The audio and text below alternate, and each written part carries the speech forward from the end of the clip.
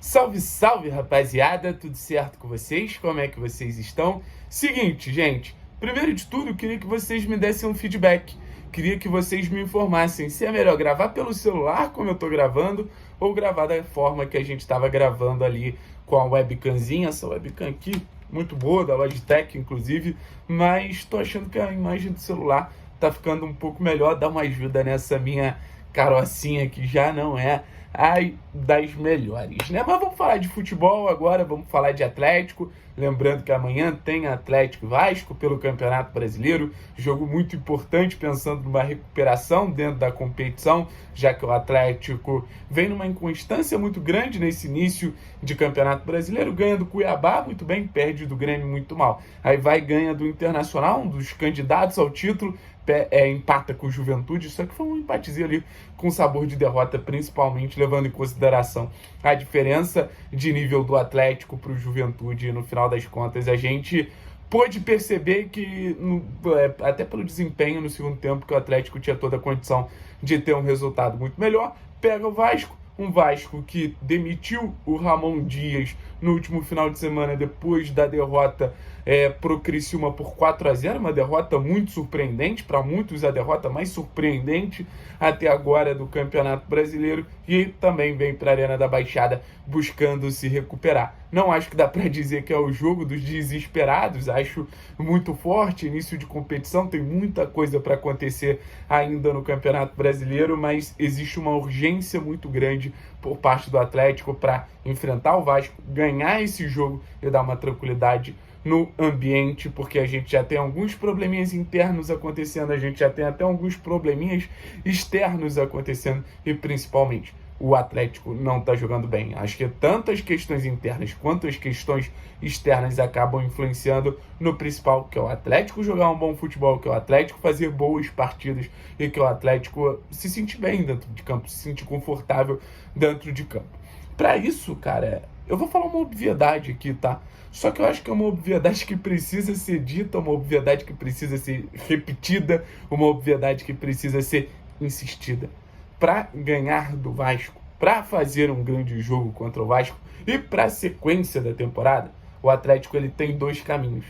Um dos caminhos é, obviamente, seguir o que vem sendo feito. É, obviamente, optar por um estilo de jogo, que é um estilo de jogo de muita correria, que acaba priorizando jogadores que têm muito mais a parte física, que são jogadores muito mais voluntariosos do que jogadores com a capacidade técnica avançada. Eu acho que enquanto o Atlético insistir em Coelho, em Julimar, em volantes de pouca capacidade técnica, o Atlético vai continuar sendo um time que produz pouco e o Atlético não vai conseguir ser o time protagonista. Eu acho que dentro do Atlético essa palavra precisa ser mais repetida.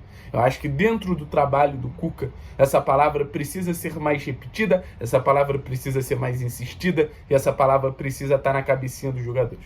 Os jogadores do Atlético precisam buscar o protagonismo. Os jogadores do Atlético precisam buscar, dentro do jogo deles, comandar mais o jogo, dominar mais o jogo, ter mais posse de bola, para que a característica dos jogadores seja valorizada e o Atlético, no final das contas, faça grandes jogos, porque é exatamente isso que a gente quer. A gente não quer um jogo do Atlético que fica lançando bola para Julimar, que fica lançando bola para Coelho. A gente quer um jogo do Atlético que o Atlético saiba sair jogando desde trás, que o Atlético valorize a posse de bola, que o Atlético não fique dando tanto chutão, que o Atlético não fique menos com a bola do que com a bola. E até nesses jogos que a gente jogou mal, a gente teve pílulas de bom futebol.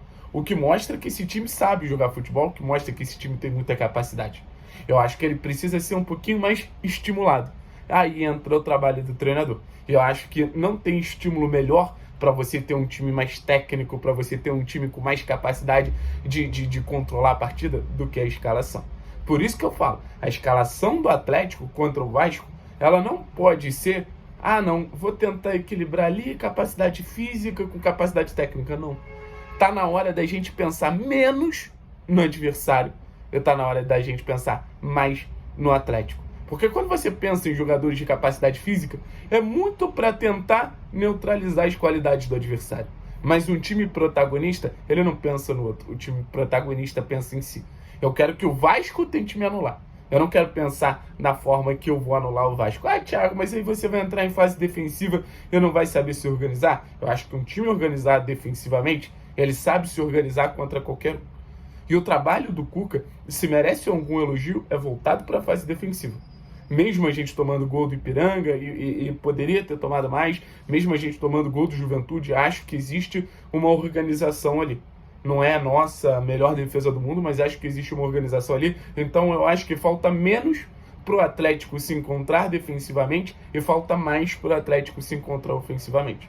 Eu acho que é um time com poucos mecanismos coletivos quando você fala da parte ofensiva. Quando você fala de um jogo que, volto a dizer, precisa ter a bola, precisa controlar mais, precisa agredir mais, precisa finalizar mais, precisa levar mais perigo ao adversário. É esse o jogo que a gente quer ver do Atlético, é esse que o jogo que a gente quer ver o Atlético optando. Então, se você for parar para pensar do meio para frente, eu acho que a gente pode ter algumas possibilidades. Por exemplo, de volante. Cara, eu entendo que você precisa ter pelo menos, de mais sustentação defensiva. Mas, vamos lá. Fernandinho é um ponto principal, é o epicentro de muita coisa que acontece ali no Atlético. Um jogador cerebral, jogador do ritmo, jogador da capacidade de controlar ações e um jogador que é muito inteligente na hora de direcionar o Atlético. Por que o Atlético atacou tão mal contra o Ipiranga? Porque você tinha no Zapelli um jogador com boa capacidade de direcionamento, mas ele estava um pouquinho mais avançado. Quando você tem essa transição já bem direcionada, e o Fernandinho faz isso muito bem, eu acho que o seu time acaba atacando melhor. Você pode ter o Christian ao lado do Fernandinho. Ah, Thiago, não ficaria muito ofensivo Christian e Fernandinho? Ficaria. Mas você tem que entender que existem várias maneiras de se defender. A gente não vai se defender se trancando lá atrás e ficando acuadinho. A gente pode se defender com a bola. Imagina você ter Christian, Fernandinho e Zapelli no seu meio campo. Imagina a qualidade disso. Imagina a capacidade de retenção de bola desse meio campo, desse setor. Imagina quanto o Atlético naturalmente conseguiria produzir. Eu acho que isso não pode ser ignorado. Entendo a necessidade do Cuca de ter pelo menos um ali com mais capacidade defensiva, que seja o Eric. Mas eu pensaria numa hipótese e, caso não dê para começar com o Christian, obviamente é uma excelente opção por toda a versatilidade que oferece para o segundo tempo.